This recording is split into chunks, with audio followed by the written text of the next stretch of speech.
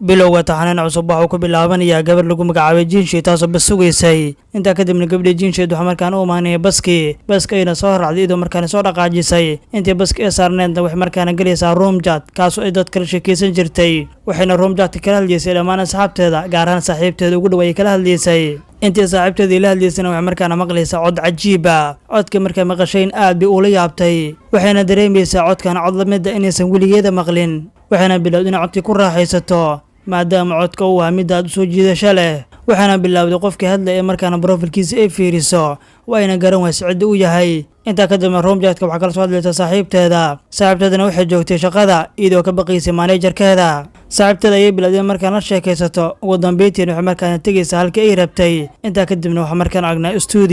stuudiyana waxa waa mid aad u qurux badan kaasoo lagu duubi jiray codadka sidoo kalena lagu duubi jiray filimaanta waxaan stuudiyahana ka shaqaynaya shaqaale aad u fara badan waxaana ka mid ah aktarka taxanaheena intaa kadibna waxaa markaan imaanaya maaneejarka stuudiyaha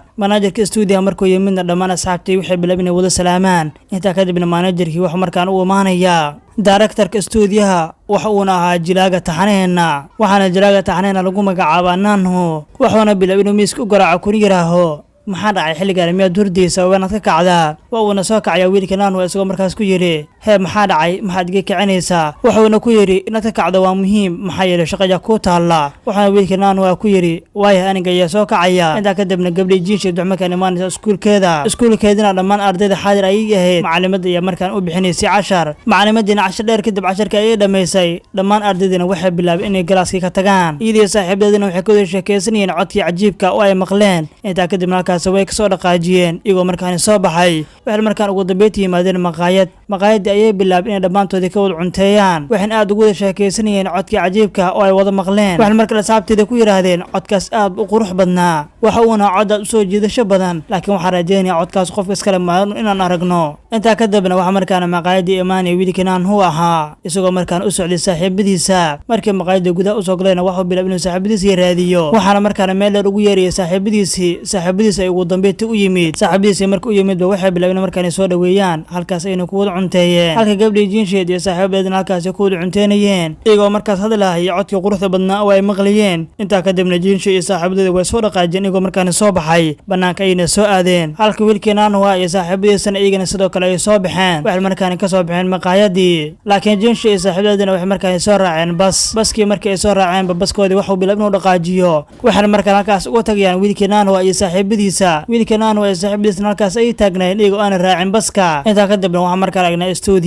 stuudiyahana waxaa joogay dhammaan asxaabtiisa intaa kadibna waxaan aragnaa gabdhii jinshayd inay ka shaqaynaa subermarketkan ayay ka shaqayn jirtay inta shaqadii eegwa dib waxaa markaana wacya saaxiibkeedii kala shaqaynaa subermarketka waxaa markaana ka codsanay inay caawiso wayna u imaanaysaa waxaana bilaabday inay caawiso in cabitaanka la xarayso intii cabitaankii la xaraynaysayba saaxiibteeda iyo markaan la soo hadashay waxay markaana saaxiibteedii ku tiri soo ma ogid hadda inay tahay waqtigii aan shalay maqlayna codkii xamaasada lahaa sida ugu dhaqsiyaha badan waanaad soo gashaa jatroomka isla markii midaas maqasho bay saaxiibkeeda waxay ku tiri saaxiib waxaan rabaa inaan baxo waan kaa tagay saaxiibkeedin isagoo la hadlay ay dhammaan alaabteedii soo qaadatay iyadoo markaan soo dhaqaajisay tax ayayna soo qaadatay wayna soo cararaysa iyadoo markaan ugu dambeyntii timid gurigeedii markay timidba xitaa aabaheeda ma aysan la hadlin qolka ayna orod ku soo gashay qolka markay soo gashayna waxay bilowday inay markaan kombyuutarkeedii kala furato waxayna bilowday isla markiiba inay gasho jatroomka markay gasheen asxaab badan ayaa halkaasi xaadir ku ahayd sidoo kalena saaxiibteedana waxay bilowday inay la soo hadasho kuna tiraaho haya saaxiib aniga hadda ayaan imid wiilkii naanhuwana sidoo kale stuudio ayuu xaadir ku ahaa isagoo ku jiray jatroomka waxuuna bilaabay inuu harmar hadlo gabdha jinshayd markii hadalkiisa maqashayba aad bay u naxday waxaana bilaawday inay hadalkiisii ku raaxaysato oo in si degan u dhegaysato intaa kadibna wiilkii naanhuwa wuxuu markaana codsanayaa in gabdhii jinshayd loo soo saaro qaybta kale si wada hadlaan qaybta kale markii loo soo saarayna wiilkii naanhuwa iyo gabdhii jinshayd waxay bilaabeen inay labadooda wada hadlaan markii ugu horreysay waxaana bilaabay inay wada sheekaystaan oo halkaas isku bartaan isbarasho dheer kadibna wiilkii naanhuwa wuxuu markaana ka baxaya khadka markuu ka baxayna gabdhii jinshayd waxaa markaan u imaanaysa hooyadeeda markii u timidba waxay tiri maxaa dhacay adiga miyaadan cunto cunaynin laakiin gabdhii jinshayd waxay aamusanaysaa hooyadeeda laakiin hooyadeeda waxay ku tiri waad casho soo doonataa isla markiiba kombyuutarka ay iska dhigtay waxaana bilaabday inay casho doonato hooyadeediina casho ay markaan u diyaarisay cashada ayay soo siisay cashada ayay soo qaadatay iyadoo markaan soo dhigatay miis kombyuutarkeediina way kala faydatay waxaana bilaabday inay cashadeedii cunto laakiin masaj ayaa u soo dhacay masajkaana waxa u soo diray wiilkii naanhuwa ahaa wiilkii naanhuwa marka u soo dirayna waxay bilaabday inay u jawaabto wuxuuna ku yidhi barasho wanaagsan Jinshi magaciiga waa Naanho halkaas ayna ka bilaabatay wada sheekaysigoodii waxayna bilaabeen inay si fiican isku bartaan labadooduba halkan ayna ka bilaabatay wada sheekaysigoodii ugu horeeyay waxayna bilaabeen labadooduba inay markaa wada sheekaysi fiican wada qaataan iyadoo qof kasta uu weydiinayo qof kale wax uu yahay gabadha Jinshi eedna sheeko dheer kadib waxay bilowday inay markaan cuntadii cunto halkii wiilkii Naanho isagana waa casheynay waxaana la joogay saaxiibkiisna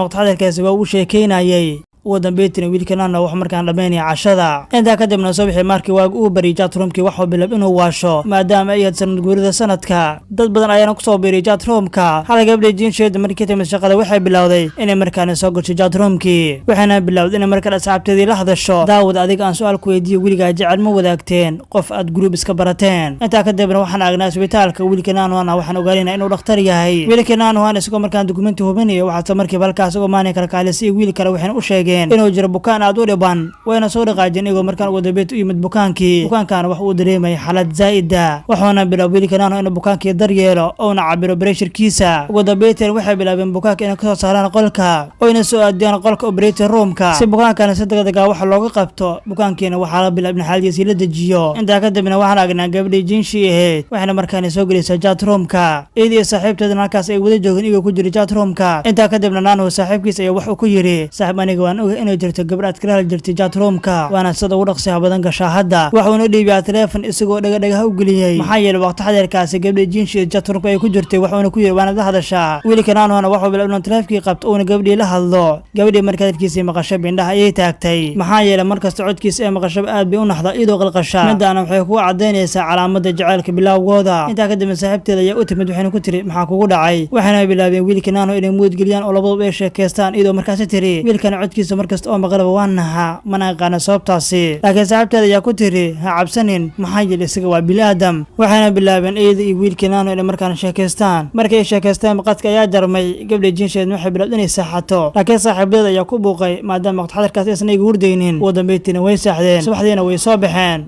iyagoo markaan yimid maqaayad waxaana bilaabeen inay saaxiibadooda markaan sheekaystaan sheeko dheer kadibna maqaayadii way soo tageen maadaama waqti xadirkaas ay lahaayeen imtixaan dugsiga ayayna yimaadeen waxaana bilaabeen imtixaankooda inay ka qayb qaataan halka wiilkii Naanho uu joogo stuudiyaha waxaana ahayd waqtigii quraacda dhammaan asxaabtiisana way quraacanayeen quraacdayna kala soo qayb galay asxaabtiisii waxaana bilaabeen inay cunteeyaan halka gabadha Jinshi ay markaan ka timid dugsiga markay ka timid waxay bilowday inay markaan gasho chatroomkii waxaana ka tira joogay saaxiibteeda markay chatroomkii gashay waxay markaan arkaysaa inay chatroomkii uu soo dhacay masaajo badan waxaana masaajadaas ka mid ah wiilkii Naanho ahaa saaxiibteeda waxay ku tiri saaxiib markaan waxaan dareemayaa inaad caan noqotay maxaa yeelay chatroomka oo dhan waa laga wada aqoonsaday dhammaan dadkan adiga ay ku jecel yihiin laakiin saaxiibteeda way ka tagtay markay saaxiibteeda ka tagtay waxay bilaawday inay la hadasho wiilkii Naanho ka soo joogay isbitaalka waxay markaan ku tiri aniga markasta waxaan jeclaa inaan noqdo fanaan aad baan u jeclaa heesaha haddana waxaan rabaa haleys inaad iga qabato oo aad iga tijaabiso isagana wuxuu ku yiri waayahay waana dagaa gashataa oo aad is diyaarisaa codka ay markaan furatay waxaana bilaawday in markaan hees qaado laakiin heesteeda waxay ahayd mid aad u qurux badan taas aad loo jeclaysta heesteedina waa wareegeysnaa wiilkii Naanho isagoo waqti xadirkaas ku qoslayay intuu heesteeda waxa uu imaanay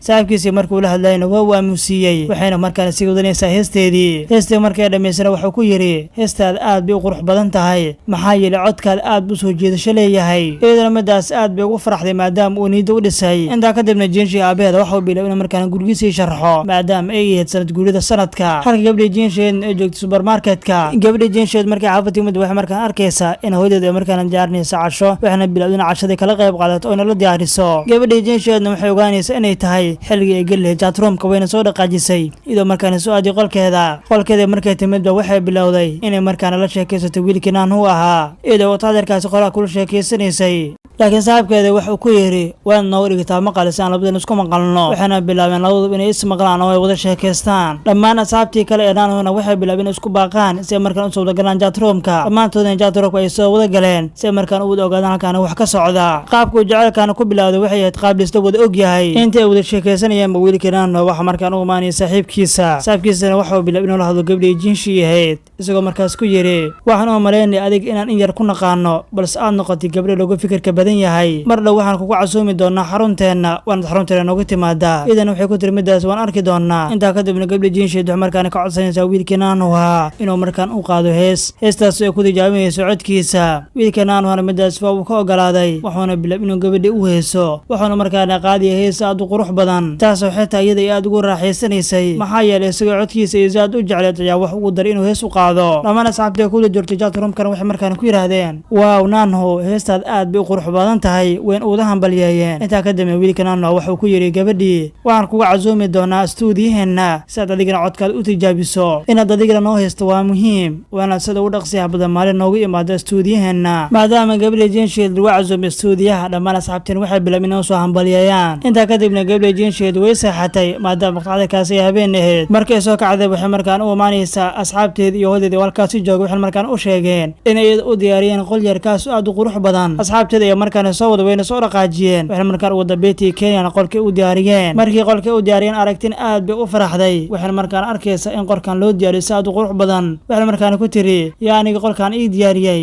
waxay markaan u sheegeen inay u diyaariyeen aad bay ugu faraxday qaabka qolkan loo diyaariyay sidoo kale qolkan waxa ku diyaarsanaa agab kasta oo looga talagalay muusikada idan midan aad bay u jecleed maadaama ay jecel inay fanaan noqoto intaa kadibna asxaabteeda waxay bilaabeen markaan muusikada u garaacaan si ay markaan u tijaabiyaan iyadana sidoo kale waxay bilaabeen inay garaacdo kataar halkaasna waxay ku tumeen muusig aad u qurux badan intaa kadibna asxaabteeda way fadhiisteen waxayna ku tiri aad baad u mahadsantihiin maadaama aad iga farxiseen mahadcelin dheer kadibna way soo dhaqaajisay iyadoo markaan soo aaday guriga waxayna bilaabeen inay markaan la hadasho wiilkii naanuhu ahaa wiilkii naanuhana waxay u sheegtay inay mar dhow u imaan doonto iiga maxaa yeelay iyada waxay rabtay in laga duubo hees waxaan aad ugu xiiso qabtaa in laga duubo hees aad u qurux badan isagana wuxuu ku yiri xilliga aad doonto halkan way ku furantay waad imaan kartaa kulli adiguna ayaan ku sugaynaa idan waxay ku tiri hay waan imaan doonaa sida ugu dhaqsiyaha badan intaa kadibna maalintii xigtay gabadha jiinsheed way soo dhaqaajisay iyadoo markaan soo aaday stuudiyihii waxaana markaa la siiyay locationka ugu dambeyntiina waxay markaan soo gashay stuudiyaha markay soo gashay waxay markaan soo raacaysaa wiishkii markay soo raacdeen ugu dambeyntii waxay imaanaysaa stuudiyaha markii stuudiyaha ay timidba waxaa ku soo dhaweeyay wiil ka mid ah asxaabtii naanhu markay gudaha soo gasheen asxaab badan ay halkaas kula kulantay sidoo kale waxay halkaas ku arkaysaa meel lagu ciyaarayay geemka stuudiyahana waxa waa mid aad u qurux badan waxayna halkaas ku arkaysaa qolka recordingka waxayna bilaabday qolka recordingka in xaggiisa soo aado laakiin qolka recordingka waxa ka soo baxay